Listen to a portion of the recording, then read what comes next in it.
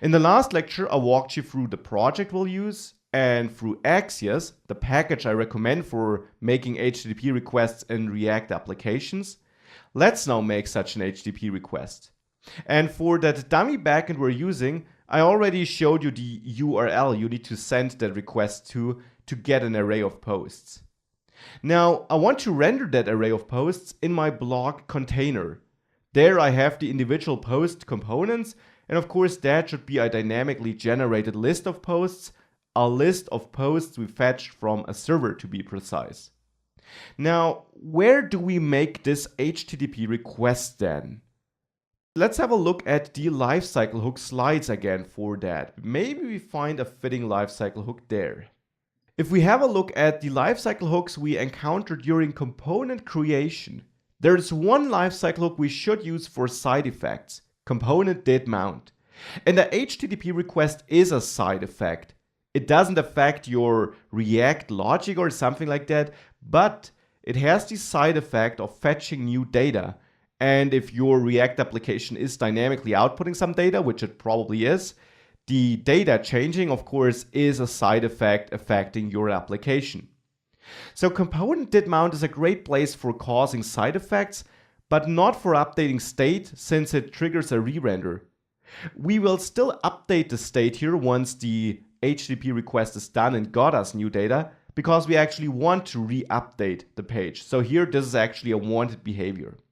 So component did mount is the best place to send a HTTP request. So in the blog container, let's implement component did mount. And now we need Axios to send that request. So I will import Axios from the Axios package. And now we can use it here in component did mount.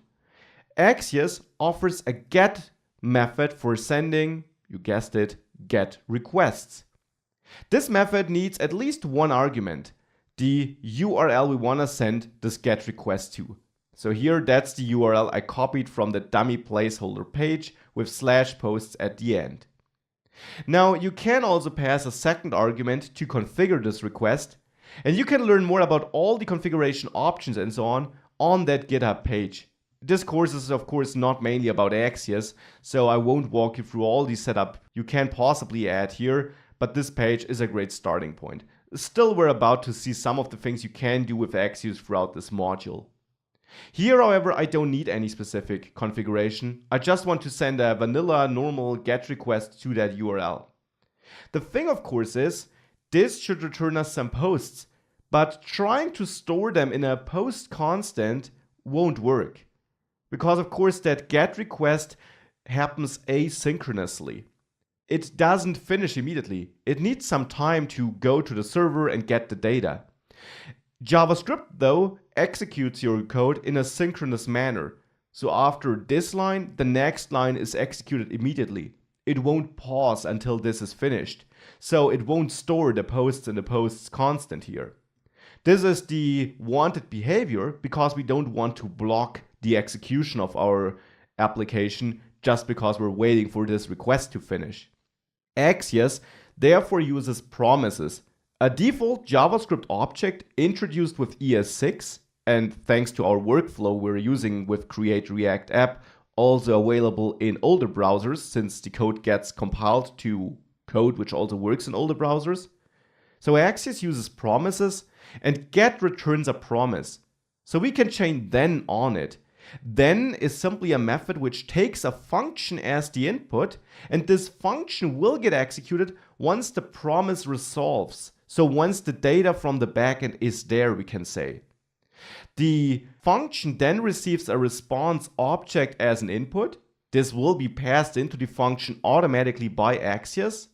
And let's for now simply print that to the console so that we can see what's inside of it. I'll save this code, go back to the React application and reload the page. And we immediately see this object being printed to the console. If we expand it, we see the status code here, and all these properties here are just properties provided by the Axios package. So we got the status code 200, so it was successful. We see the request which was sent.